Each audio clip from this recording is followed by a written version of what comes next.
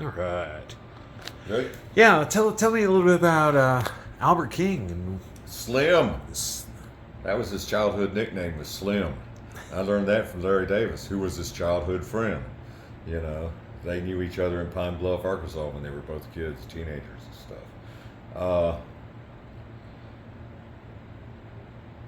The first time I saw Albert King live was at a little club called The Afterthought in Little Rock, Arkansas. And he introduced a special guest. Ladies and gentlemen, we have a star in the audience, and it was Larry Davis, you know, and introduced him to people, you know, which was the kind of the polite thing that they did at the Chitlin Circuit. If another musician was in there and they knew him, they would introduce him and stuff. And then Albert played, and I was sitting front row. A friend of mine, Carol D. Bland, had gotten me a ticket, and I got there 2.5 hours before the band even showed up, so that I had a front row seat. And Albert was there for 2 nights. And on the first night, I'm just sitting there, not 4 feet away from him. This is a small club, and the stage wasn't very tall. And he had a killer band. I didn't know where he could pick those guys up from. It just had a left-handed guitar player that played a black Les Paul, and he was just smoking. Or maybe he was right-handed, I don't remember. But he played a black Les Paul at the time, and he sang some songs and played guitar, and he was a young guy. And then Albert would come out, and he did the Albert King show. And that was the first time I'd ever seen him. I was just blown away because I had a bunch of his records, you know. And then the next night, he's playing the same club. A big thunderstorm rolls through, knocks out all the electricity. Albert's bus is parked right out the front door. So Albert hooks up his generator to power the instruments and stage and lights, and the show goes on. nice. So I was going, okay, cool Albert King experience, right? Well, then after that, Carol D introduces me to Larry, which we talked about in the last interview, and I joined Larry and stuff. And then all of a sudden,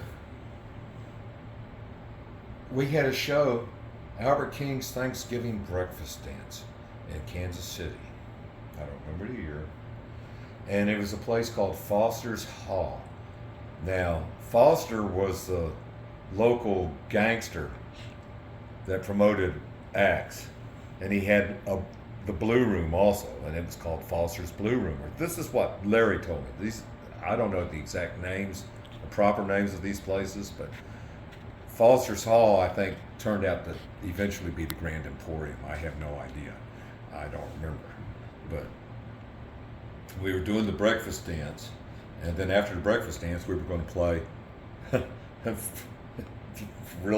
I didn't realize it, for 2 days and nights straight with no breaks at Foster's Blues Room. I have no idea how we ended up doing that. But so we play our opening set for Albert, and as we're heading backstage, Albert puts his hand on my shoulder and says, "Put your guitar up, come back here." So I come back on stage, backstage area. And he says, "Come here." And he has me stand right behind his big old acoustic amplifier that he played. He goes, "I'm going to show you how this is done."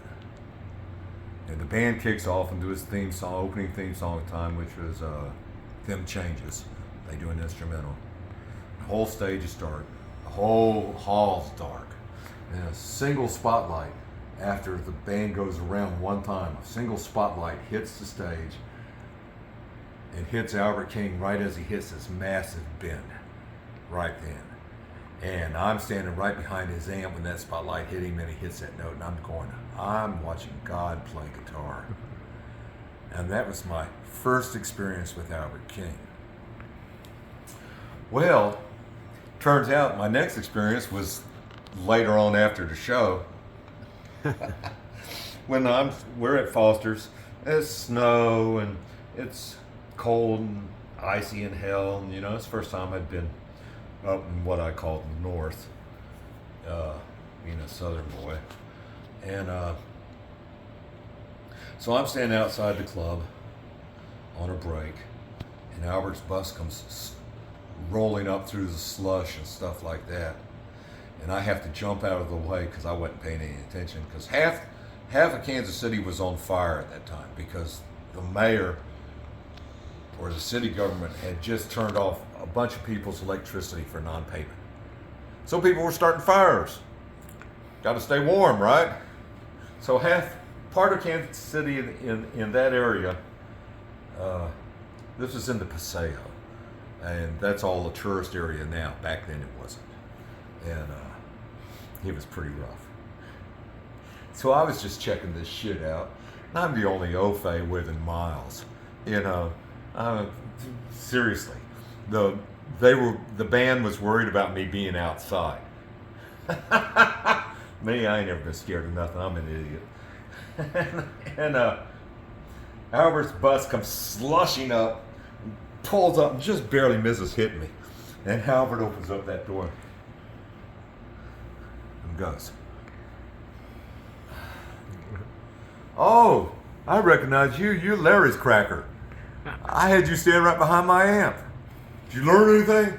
"Yes, sir, Mr. King. Yes, sir. Yes, sir, Mr. King." Then I scurried back in because he scared the shit out of me, called me Larry's cracker. I didn't know what that meant. I found out, you know, I was the token white boy guitar player in the all-black blues band, you know, so I was Larry's cracker. I was the guy that set up his guitar and his amp on stage and all that sort of shit, you know. You know, part of paying dues. I was the young kid, the new comer on the band. I had to pay my dues. And they put me through some dues. And so that was all well and good. We made it through there and then played a couple more shows with Albert, like up in Omaha and stuff like that.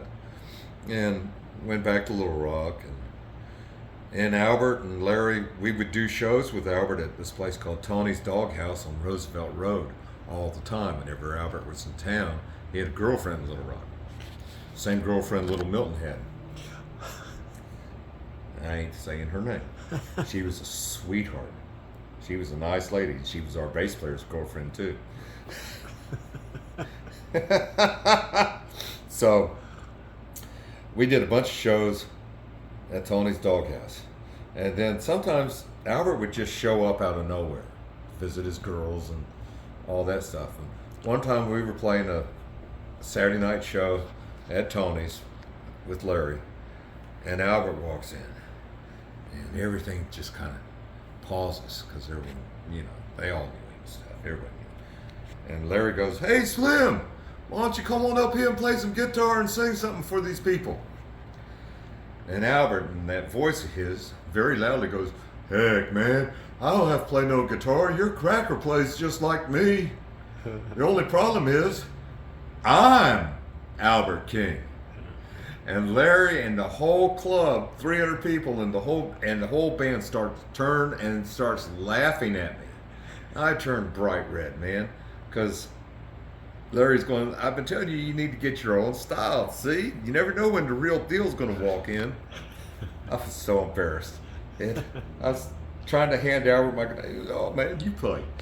And so, yeah, that was a learning moment for sure. I was going, okay, I know what I got to do now.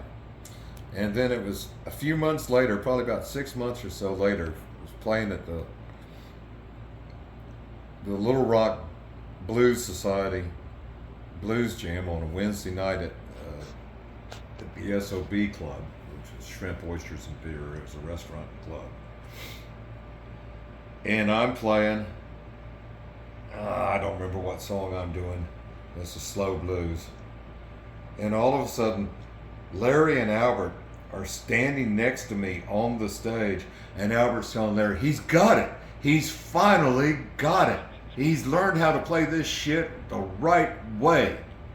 That was one of the biggest compliments of my life. Right. And, you know, and that story is told in one of those newspaper articles. Yeah, very cool. And very cool. And so from then on, Albert was always nice to me. I didn't work for him. And I knew Albert was a tough band leader, but he was always nice and polite to me. Because, like I said, I didn't work for him, and he knew where I was coming from, and he knew I was paying my dues playing with Larry Davis. If you playing with Larry, you paying some dues at that time. It was rugged. And every now and then, Larry'd call me up, come on over. I'd come over for around lunchtime and stuff. And all of a sudden, Slim would drive up in this big old Bronco that had horns on it, and then also had diesel truck horns on it and stuff. And he'd take us and he'd buy me a barbecue sandwich and stuff. Albert King used to buy me barbecue. Because I never had no money. I worked for Larry, and I'd tell him, I ain't got no money, Mr. King. You know who I work for.